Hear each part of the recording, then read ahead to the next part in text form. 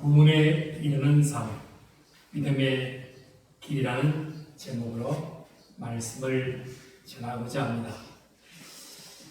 오늘 우리는 불확실성과 불안정이 지배하는 시대를 살아가고 있습니다. 최근에 정치적 격변과 탄핵에 따른 대통령 선거, 진실과 거짓이 분간되지 않는 미디어 환경, 청년 세대의 혼란스러운 가치관은 우리가 어디에서 있어야 하는지를 묻게 합니다. 사람들은 지금 진실과 거짓 사이에서 길을 잃고 있습니다. 진보와 보수, 우파와 좌파, 미국과 중국, 민주주의와 독재 사이에 끼어 진리는 뒤로 밀리고 있습니다. 언론은 기만하고 정치는 말장난을 일삼습니다. 푸틴의 러시아는 전쟁을 평화라고 부르고 시진핑의 중국은 통제를 자유라고 부릅니다. 북한은 용도자를 진리로 삼고 미국의 극우와 극자는 진실 대신 자신들의 이익만을 외칩니다. 한국의 정치는 이념의 소용돌이 속에서 탄핵과 선동, 기득권의 분열로 가득합니다. 이처럼 진리와 거짓이 교묘하게 섞인 시대 속에서 우리는 어디에서 있어야 할까요? 세상이 흔들리고 있습니다. 진리의 기준이 무너지고 정치와 이념, 감정과 선동이 혼재하는 혼란 속에서 무엇을 붙들고 살아야 할지 모르는 시대를 우리는 살고 있습니다. 이럴 때일수록 하나님의 사람들은 예언자적 시각과 믿음의 삶을 회복해야 합니다. 히브리서는 당시 성도들에게 구원에 이르는 삶, 믿음으로 사는 길만이 구원에 이른다고 강력히 선포합니다. 32절 읽읍시다. 전날에 너희가 빛을 받은 후에 오늘의 큰 싸움을 견뎌 낸 것을 생각하라. 빛을 받은 후에 너희가 감당한 고난의 싸움을 그리고 담대함을 버리지 말라. 구원에 일어난 삶, 믿음의 길을 따로 있다고 역설합니다. 빛을 받은 우는 복음을 듣고 예수 그리스도를 믿게 된 순간을 의미합니다. 그 믿음으로 인해 고난의 삶이 뒤따랐습니다. 이것은 단지 감정적인 불편함이 아니라 실제적인 박해와 시련을 의미합니다. 과거의 믿음의 경주를 다시 상기시킴으로써 현재 신앙이 약해진 성도들에게 처음 사랑과 믿음을 기억하라고 말합니다. 초대교회 성도들이 처음 복음을 받아들였을 때의 순수함과 열정, 그리고 그로 인한 고난의 길을 잊지 말고 현재의 상황에서도 그 믿음을 회복하라고 요청하고 있습니다. 33절 읽겠습니다. 혹은 이방과 환난으로서 사람에게 구별거리가 되고 혹은 이런 형편에 있는 자들과 사귀는 자가 되었으니 초대교회 성도들은 비방과 환난을 당했습니다. 구경거리라는 표현은 고대 로마의 치아에 모욕과 조롱, 콜로세움인 공개체험과 금투사와 사자의 밥 등을 떠올리게 하는 용어입니다. 고난의 당사자에게나 고난 당하는 자들과 연대하며 함께 짐을 진 성도들도 그 당시에 많았습니다. 그리스도인은 고난을 패하지 않고 고난받은 자들과 사귀고 연대함으로 그리스도의 몸을 세워가는 구원에 이르는 삶, 믿음의 공동체라는 것입니다. 그래서 34절 읽겠습니다. 너희가 갇힌 자를 동정하고 너희 소유를 빼앗기는 것도 기쁘게 당하는 것은 더 낫고 영원한 소유가 있는 줄 압니다. 성도들은 옥에 갇힌 자들을 불쌍히 여겼고 그러한 자들과 함께 함으로 인해 자신들도 재산을 빼앗기는 박해를 당했습니다. 그런데 이들은 놀랍게도 그 고난을 기쁘게 감당했습니다. 왜냐하면 하늘에 있는 더 낫고 영구한 소유, 즉 영원한 기업을 바라보았기 때문입니다. 이것은 예수 그리스도를 죽은 자 가운데서 부활하게 하신가, 우리를 거듭나게 하사 산 소망이 있게 하시며 썩지 않고 더럽지 않고 새하지 아니하는 유업을 있게 하신 너희를 위하여 하늘에 간직하신 것이라고 베드로 사도는 말씀합니다. 구원에 이르는 삶, 믿음의 길은 시선이 이 땅에 있지 않고 하늘 소망을 두고 사람의 태도입니다. 이 모든 것은 그들이 하늘에 있는 영구한 소유, 즉 영원한 하나님 나라의 약속을 바라보았기 때문입니다. 예수 그리스도의 복음을 처음 받아들였을 때에 감격, 초대 성도들은 믿는다는 이유로 비방과 환난의 대상, 세상의 구경거리가 되었습니다. 감옥에 갇힌 자들을 외면하지 않고 소유를 빼앗기는 것도 기쁨으로 감당했습니다. 우리도 처음 믿을 때 눈물로 회개했고 기도가 끊이지 않았습니다. 70년, 80년, 90년 대에 눈물과 기도와 모임과 열정으로 가난했지만 살아보려고 예수님은 의지하며 살아가지 않았습니까? 그러나 지금은 세상 뉴스 앞에 더 민감하고 복음에는 익숙해져서 무감각해지는 시대가 도래했습니다.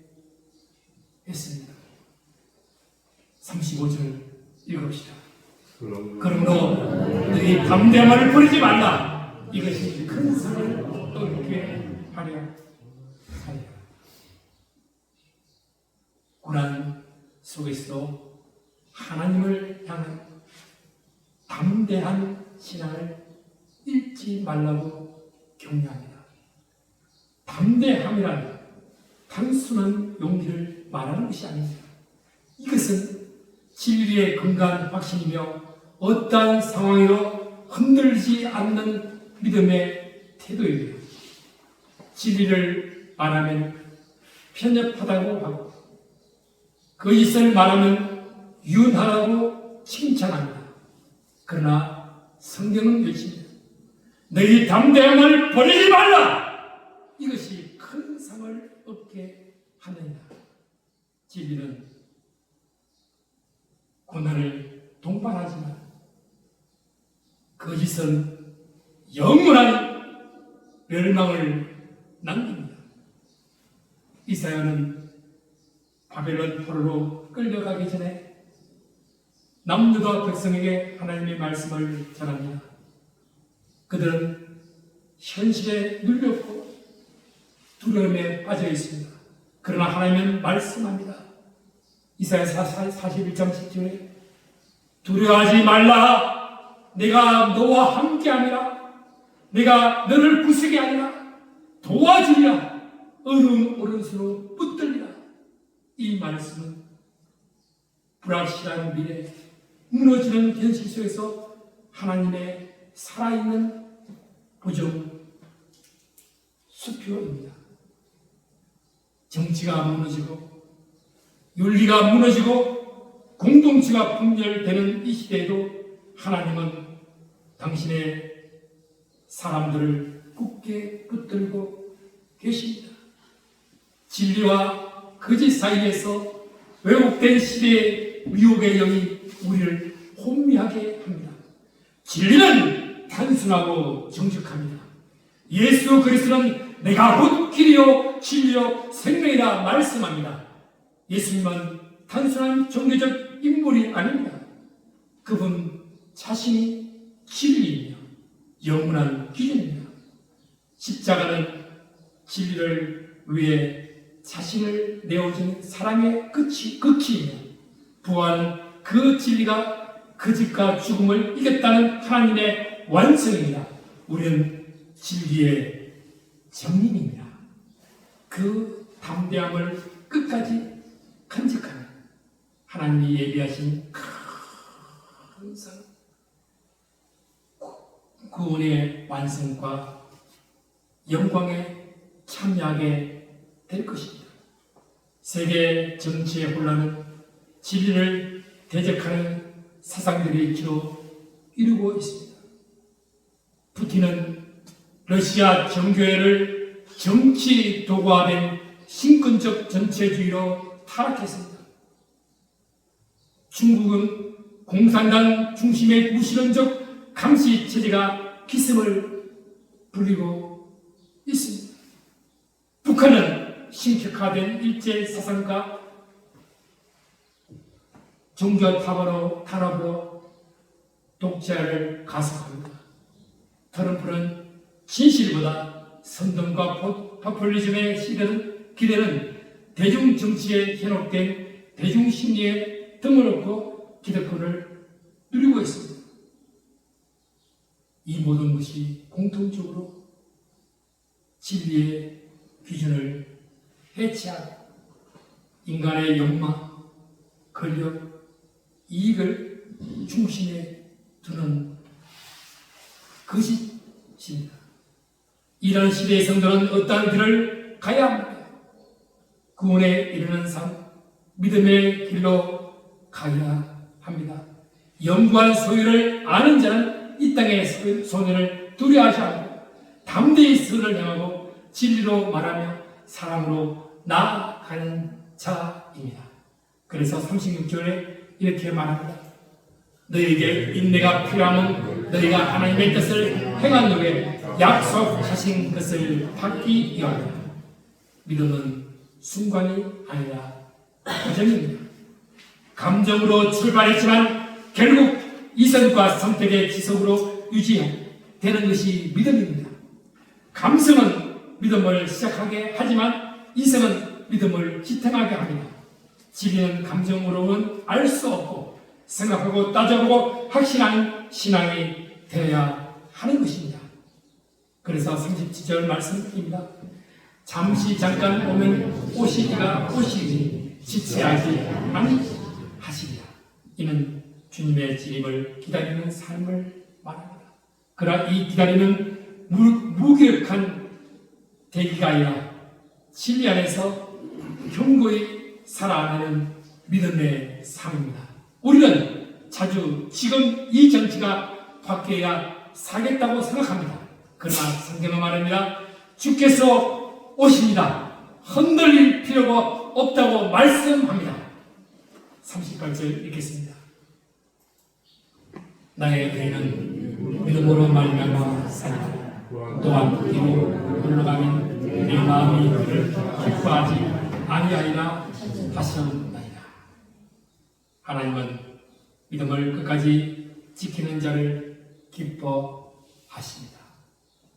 믿음은 살아있는 능력이며 세상의 조건을 뛰어넘는 내적 질서입니다. 우리는 뒤로 물러가 멸망에 이르는 자가 아닙니다. 오직 영혼을 구원함에 이르는 믿음을 가진 사람입니다.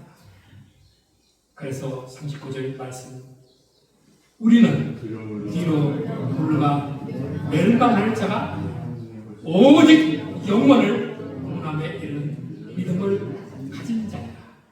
뒤로 물러가는 자가 아니, 믿음으로 전진하는 자, 세상의 경향 속에서 진리와 구원의 길을 끝까지 붙드는 자를 하나님은 결코 놓지 않으십니다. 믿는 것은 시작입니다. 아는 것은 깊이입니다.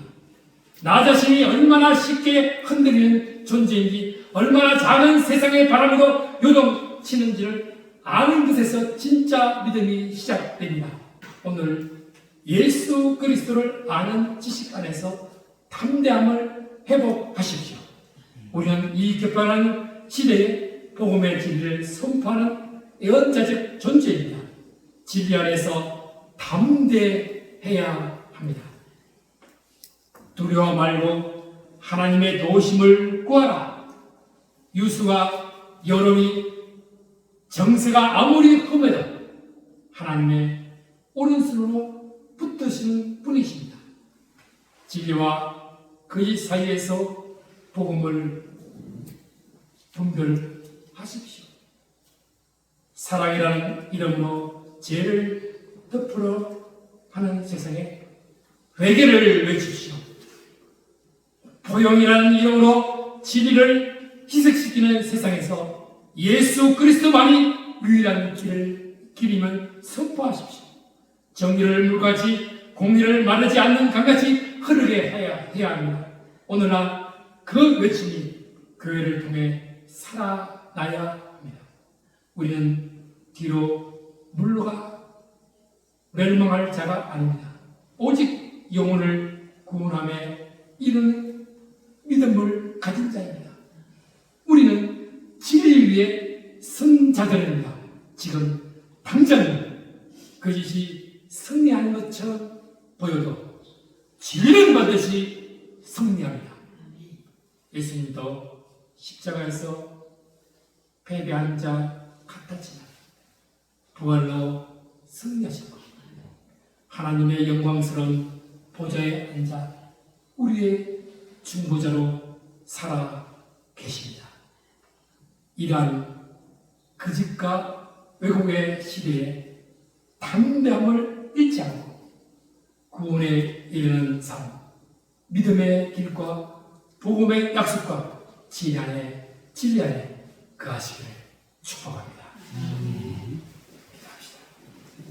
사랑과 공의의 하나님 아버지, 이 시대에 우리를 믿음의 사람으로 부르셨습니다.